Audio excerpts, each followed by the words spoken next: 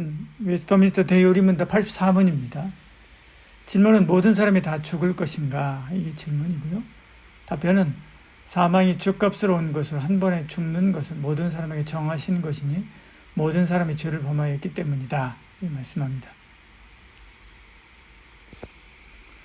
사람이 육신과 영혼이 결합하여 있는데 이 결합이 해체되는 것이 우리가 통상적으로 죽는다 표현하는 사망입니다. 영혼은 육체가 살아있는 이유와 목적을 알게 합니다. 육체가 살고 기동하게 하는 거죠. 그러니까 이 영혼이 떠나니까 우리 육체는 소프트웨어 없는 컴퓨터처럼 깡통이 되어버립니다. 그러니까 죽은 거죠. 이것을 육체적인 죽음이다라고 말합니다. 그런데 더 깊은 차원에서 죽음은 영적인 죽음입니다.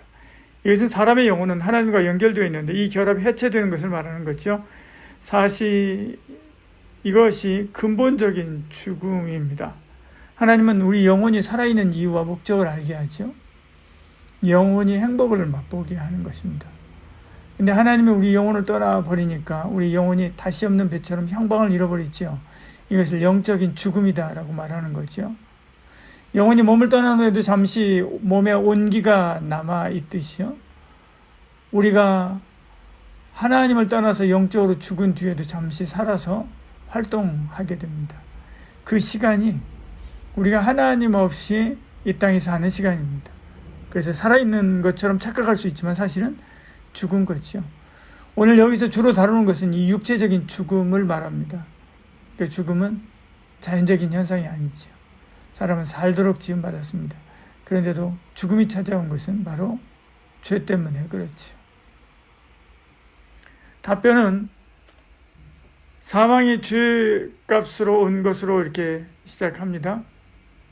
이 죽음은 죄값으로 온 것입니다. 죄 삭은 사망이 올라와서 6장 23절 이렇게 말씀하죠. 하나님은 죄와 함께 할 수 없는 절대 선입니다. 근데 우리 안에 죄가 들어왔으니 하나님과 우리가 함께 할 수 없는 거죠. 그래서 하나님은 우리를 떠나고 우리는 영적으로 죽게 되는 것입니다. 영적인 죽음은 육체적인 죽음으로 연결됩니다. 마치 주인을 잃어버린 컴퓨터처럼 그 생명이 캄캄해지는 거죠. 그래서 이 죽음을 이기려면 필연적으로 죄의 독소를 제거해야 됩니다. 그 일을 위해서 예수님이 오시고 사시고 죽으신 것이죠. 이미 지은 죄의 독소인 죄책을 제거하기 위해서 십자가에서 죽으시고요. 앞으로 지을 죄를 막기 위해서 성령을 보내주셔서 우리를 죄로부터 보호하시는 것입니다.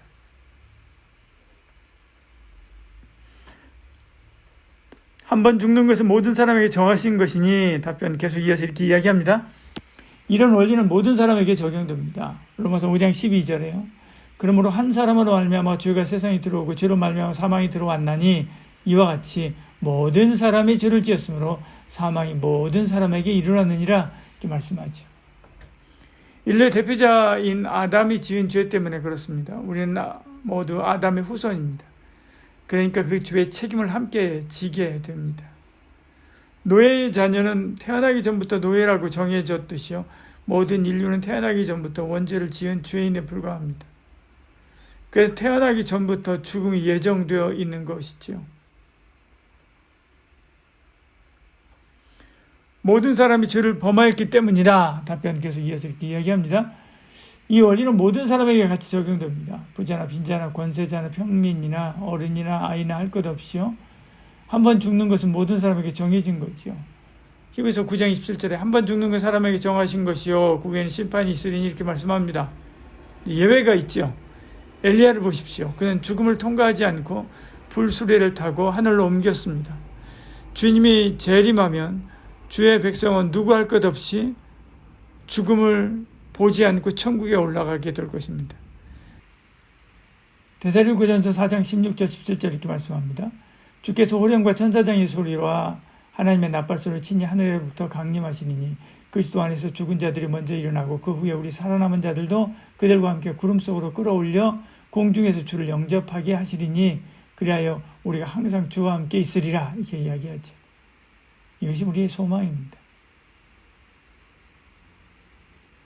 근데 이 세상에는 다시 산다는 환생을 이야기하는 종교가 의외로 많습니다. 그들은 삶과 죽음이 반복된다고 말합니다. 하지만 성경은 단 한 번 죽는다라고 말하죠. 죽으면 다시 살아날 수가 없습니다.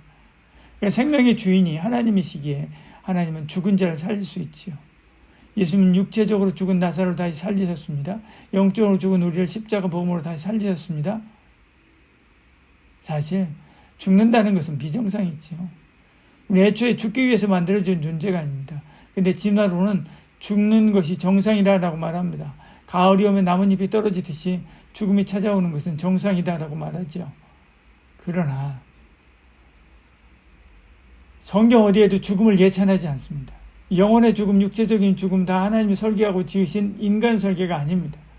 이 죽음 앞에서 두려움을 느끼는 거죠.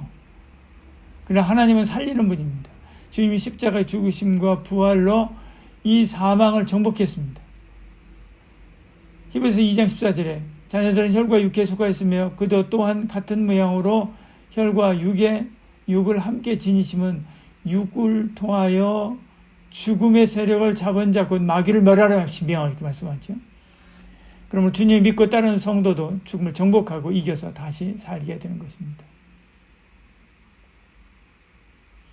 과학이 우리의 죽음을 극복할 수 있을까? 인간 게놈 프로젝트는 인간의 DNA 염기 서열 전체를 풀어내는 것을 목표로 하지요. 프로젝트가 완성되면 모든 질병을 효과적으로 치료하는 세계가 열리게 됩니다. 그러면 인간 스스로 유전자를 조작해서 늙지 않고 죽지 않는 영생의 시대가 올 것으로 착각하는 거지. 이런 게놈 프로젝트가 아니라도요, 의학이 발달해서 우리의 평균 수명이 굉장히 높아지는 것이 사실입니다. 그래서 이런 게놈 프로젝트를 기대하는 것 같습니다. 과학은 우리의 죽음을 지연시킬 수 있을지 모릅니다. 그러나 영원히 극복할 수는 없습니다. 사실은 죽음의 원인을 알면 명백해집니다. 인간의 죽음은 그 근본 원인이 자연적인 노쇠함에 있는 것이 아닙니다. 영적인 원인인 하나님의 심판입니다. 하나님과 분리지요. 이것은 과학적인 영역이 아니기 때문에 그렇습니다. 오직 생명의 주인이신 하나님만이 죽음을 극복하고 살게 하는 거지요. 생명의 주인이시고 사망의 정복자이신 주님만 바라보고 살아가는 저와 여러분들에게 소원합니다. 그것이 영육이 건강한 삶을 사는 비결이죠. 기도하겠습니다. 사랑이 많으신 우리 하나님, 우리 가운데 함께 하시고 은혜 베풀어 주시사 하나님께서 기뻐하시는 자 참 믿음의 삶 살아가는 저희들 되게 하여 주시옵소서.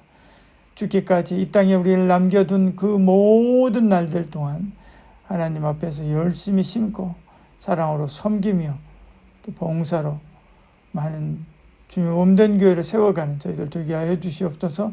예수님 이름으로 기도드립니다. 아멘.